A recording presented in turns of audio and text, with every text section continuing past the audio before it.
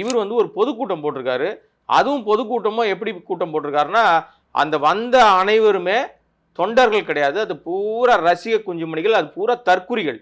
ஏன் அப்படி சொல்றேன்னா, உடனே அவங்க விஜய் ரசிகர்லாம் வந்து கொந்தளிப்பாங்க, கீழே வந்து கமெண்ட்ல கொந்தளிப்பாங்க. நிஜமாவே அவங்களை ஏன் தற்குறின்றான்? இவர் பேச ஆரம்பிக்கிறதுக்கு முன்னாடியே ரேம்ப் வாக்னு ஒன்று பண்ணாங்கல்ல, ஃபேஷன் ஷோலாம் நடக்கும், நீங்கள் நிறைய பார்த்துருப்பீங்க. அந்த ஃபேஷன் ஷோலெல்லாம் வந்து யார் அதில் வந்து பரைட் பண்ணுறாங்களோ அவங்க வேடிக்கை பான்னு வாய் பார்த்துட்டு வேடிக்கை பார்த்த உடனே அவங்க அப்படி போன உடனே கலைஞ்சிரும் கூட்டம். அது மாதிரி விஜய் ரேம்ப் வாக் பண்ணி முடிச்ச உடனே இவர் பேச்சை கேட்பதற்கு இங்கே தயாரா இல்லை. அப்போ அவன் யாரு? அவன் ரசிகன் தான். நம்மால் லட்சணம் எப்படி இருக்குன்னா, இங்க வந்து வெயில் ஜாஸ்தி ஆயிடுச்சுன்னா கேரவான்ல உட்காந்துப்பார், எலைட் அரசியல் பண்றாரு. கேரவான் விட்டு இறங்கி ஒரு 10 நிமிஷம் கூட ஒரு வெளியில நிக்க முடியாது, வேர்க்கும். ஏன்னா ஒரு சொகுசு வாழ்க்கையிலே வாழ்ந்துட்டார். அடித்தட்டு மக்களுடைய வாழ்க்கை என்ன, அவங்களுடைய அடித்தட்டு மக்களுடைய பிரச்சனை என்ன, அதெல்லாம் தெரிஞ்சுக்க நம்ம ஆளுக்கு வந்து, நம்ம ஆளு யாரை சொல்றான்னா விஜய சொல்றேன். அவருக்கு அவ்வளவுலாம் திறமையும் கிடையாது, அந்த நேரமும் இல்லை. 3 மணி நேரம் பர்மிஷன் வாங்குறாரு பேசுறதுக்காக. சென்னையில் ஒரு ஆர்ப்பாட்டம் பண்ணாரு. 3 மணி நேரம் பர்மிஷன் வாங்கிட்டு 3 நிமிஷத்துல பேச்ச முடிச்சுட்டு போறாரு. அதுல பெரிய கொடூரம் என்னன்னா, ஏன் தற்குறின்னு இதை சொல்றேன்னு தெரியுமா உங்களுக்கு? இன்னொன்னு நான் விளக்கிடுறேன். அந்த வீடியோ இன்னும் இணையத்தில் இருக்கு, எல்லா இடங்களையும் போய் நீங்க பார்த்தாலும் இருக்கும். கையில ஒரு பதாகை பிடிச்சிருப்பாரு, ஒரு போர்டு. அந்த போர்டுல என்ன போட்டிருப்பாருன்னா, சாரி வேண்டாம் நீதி வேண்டும்னு போட்டிருப்பாரு. ஆனா அது பேசும்போது என்ன பேசினாரு?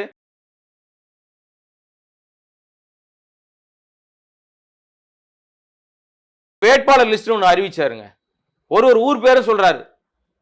முதல்ல சொல்லும் போது விஜய்னு பேர் சொல்லிட்டாரு, தப்பு இல்லை. அதுக்கப்புறம் சொல்ற எல்லா ஊரை மட்டும் மாத்துறாரு, பேர் விஜய் விஜய் விஜய் விஜய்னு சொல்லிட்டு 234 தொகுதியிலும் இவரே நிக்கிறாராம். சரி நின்றுட்டு போ, யார் ஓட்டு போட போறா? அதனால டோட்டலாவே அதை நான் மாநாடுன்னு தயவுசெய்து நீங்க வந்து சொல்ல வேணாம். தொண்டனை ஒருத்தனை வந்து அப்படியே அந்த ரசிகனை தூக்கி வெளியே கடாசுறானுங்க பவுன்சர்ஸ். அந்த பவுன்சரை வச்சு நீ வந்து அரசியல் கட்சி நடத்துறன்னா அது ஒண்ணுத்துக்கு லாய்க்கு இல்லைங்க, உருப்படாம போறதுக்கு தான் அது வழி. வெல்கம் டு ஒற்றன் செய்தி. நான் உங்கள் விஜய் பிரதீக்ஷா. இந்த வீடியோவில் நம்ம என்ன பார்க்க போகிறோம் அப்படின்னா, இப்போது சமீபத்தில் நடந்த மதுரை மாநாடு, அதாவது தமிழக வெற்றி கழகத்தோட 2வது மாநாடு மதுரையில் நடந்துச்சு. அந்த மாநாட்டில் விஜய் அவங்க நிறைய விஷயத்த பகிர்ந்துக்கிட்டாங்க. 2026ஓட தேர்தல் பற்றியும் ஸ்டாலின் அவர்கள் பற்றியும் வந்து நிறைய விஷயத்த வந்து பகிர்ந்துட்டாங்க. மதுரை மாநாடு எப்படி நடந்தது அப்படின்ற பற்றியும், அந்த மாநாட்டில் விஜய் அவங்க பேசின விஷயங்கள் பற்றியும் நம்ம கிட்ட பகிர்ந்துக்க சீனியர் ஜேர்னலிஸ்ட் திரு கோடாங்கி அவங்க இணைஞ்சிருக்காங்க. Welcome sir. சார், இப்போ தமிழக வெற்றி கழகத்தோட 2வது மாநாடு வந்து மதுரை நடந்து முடிஞ்சிருக்கு. அந்த மாநாடை பத்தி நீங்க என்ன நினைக்கிறீங்க?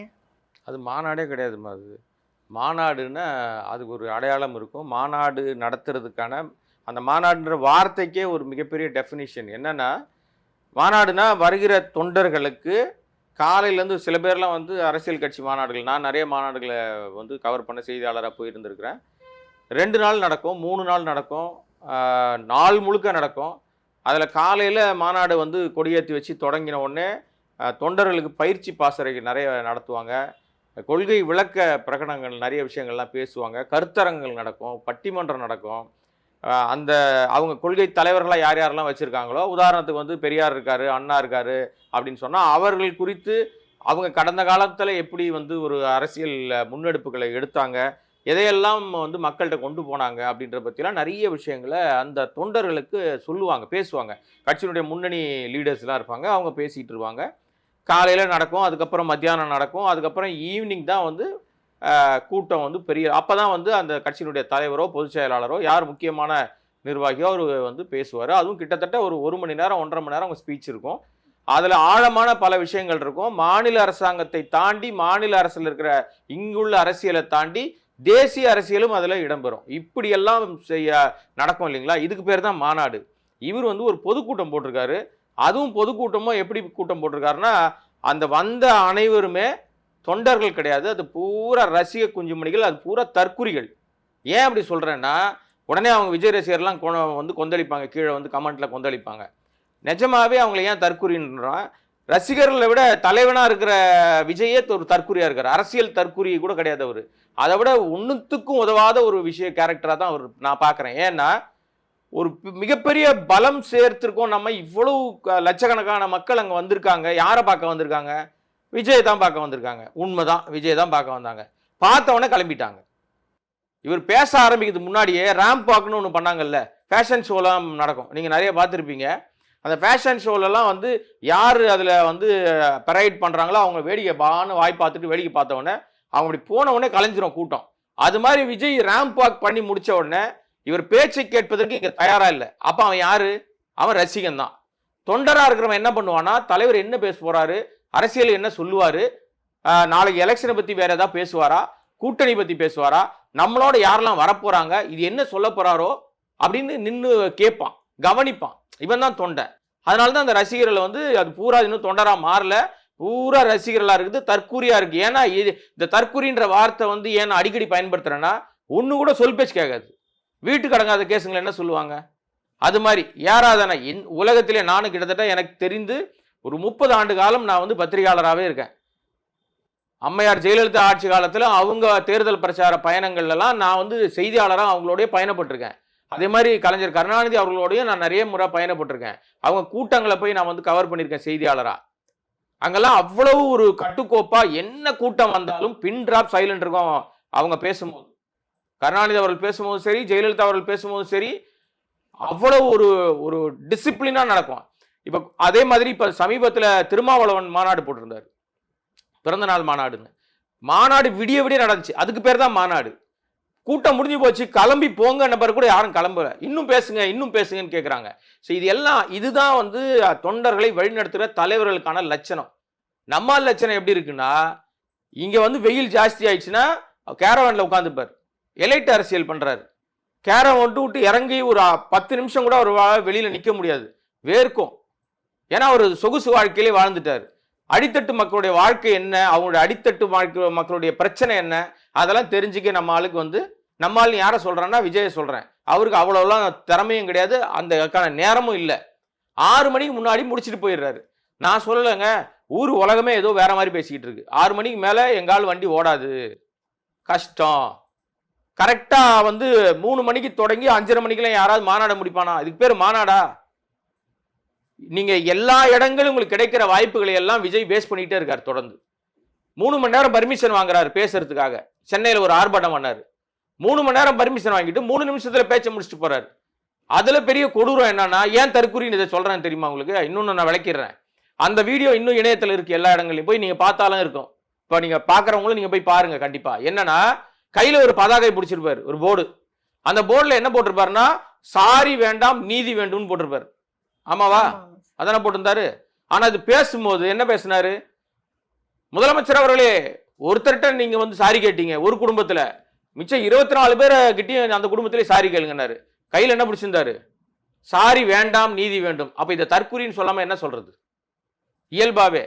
இன்னொரு விஷயம், எவனாவது உலகத்திலே ஒருத்தன் என்னதான் மக்கப் பண்ணி நீ வந்து எழுதி கொடுத்ததை படிக்க வந்தா கூட சொந்த சுய அறிவு கொஞ்சமா அது இருக்கணும் இல்லையா? இந்த வேட்பாளர் லிஸ்ட் ஒன்று அறிவிச்சாருங்க, ஒரு ஊர் பேரை சொல்றாரு. முதல்ல சொல்லும் போது விஜய்னு பேர் சொல்லிட்டார், தப்பு இல்லை. அதுக்கப்புறம் சொல்ற எல்லா ஊரை மட்டும் மாத்துறாரு, பேர் விஜய் விஜய் விஜய் விஜய்னு சொல்லிட்டு 234 தொகுதியிலும் இவரே நிற்கிறாராம். சரி நின்றுட்டு போ, யார் ஓட்டு போட போறா? அப்படி ஒரு கேள்வி வரும்ல, நான் சொல்லலைங்க, கேட்பாங்கல்ல ஒரு கேள்வி அந்த மாதிரி.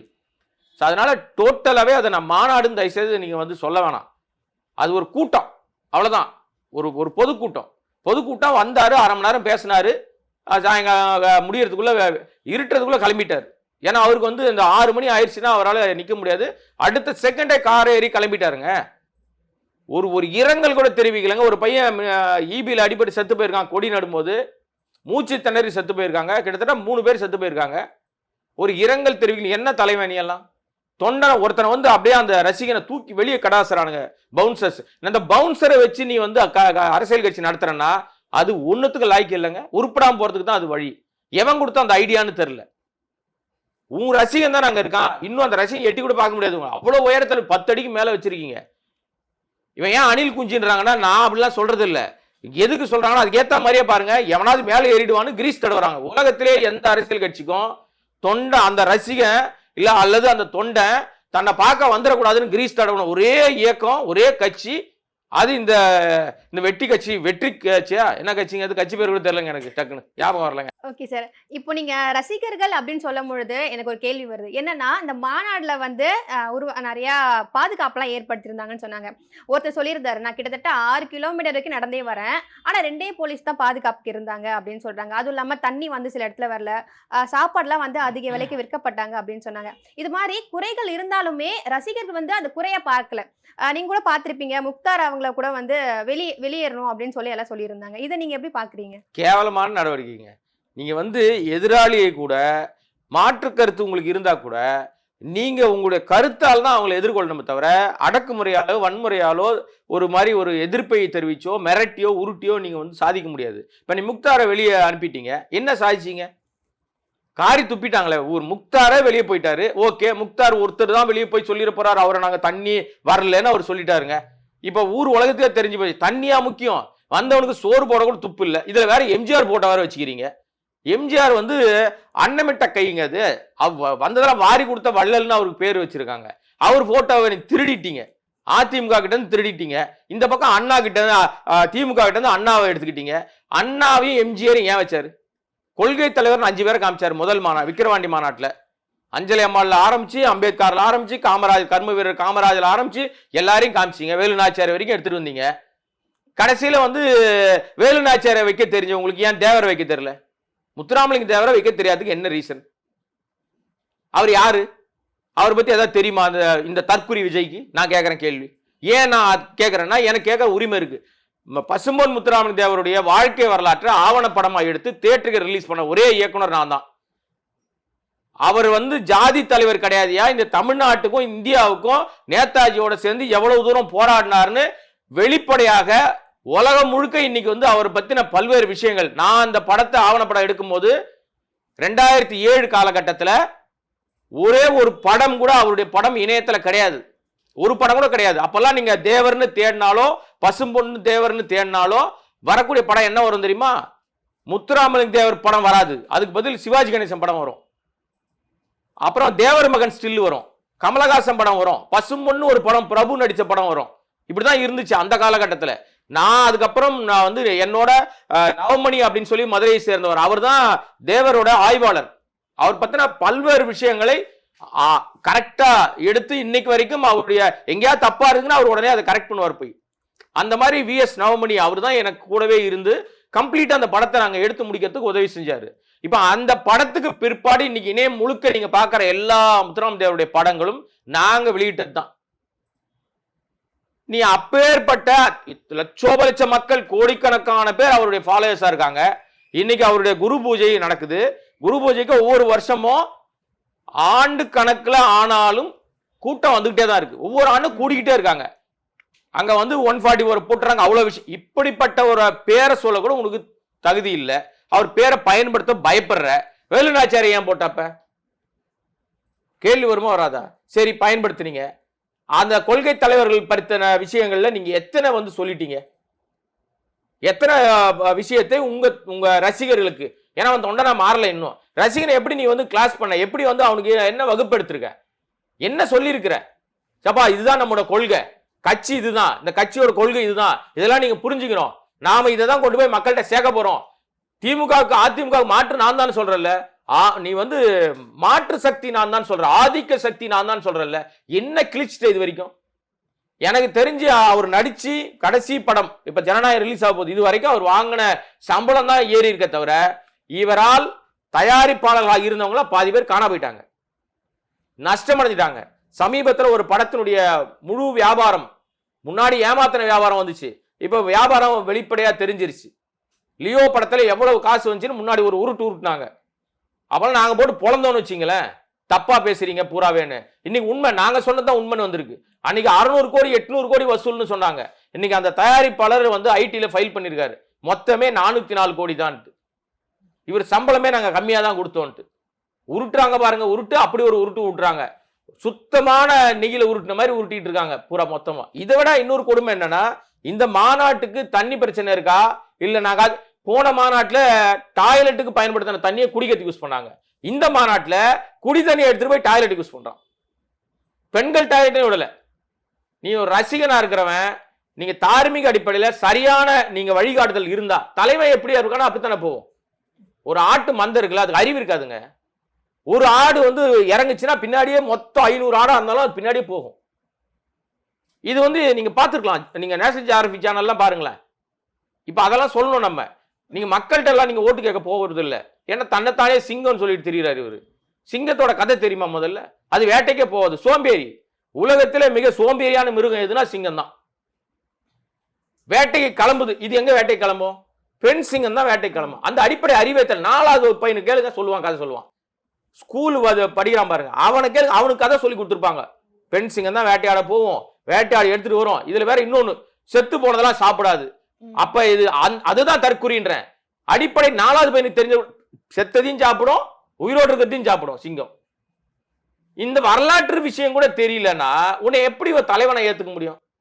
நடிகருங்க அவரு, நடிகர், அதுல எந்த மாற்று கருத்து இல்ல. இன்னொன்னு சொல்றாரு, என்ன சொல்றாருன்னா, நாங்க வந்து ஒரு முடிவு பண்ணிட்டோம்னா 26ல நாங்க நேரா நாம தான் சிஎம் உட்கார்றோம்.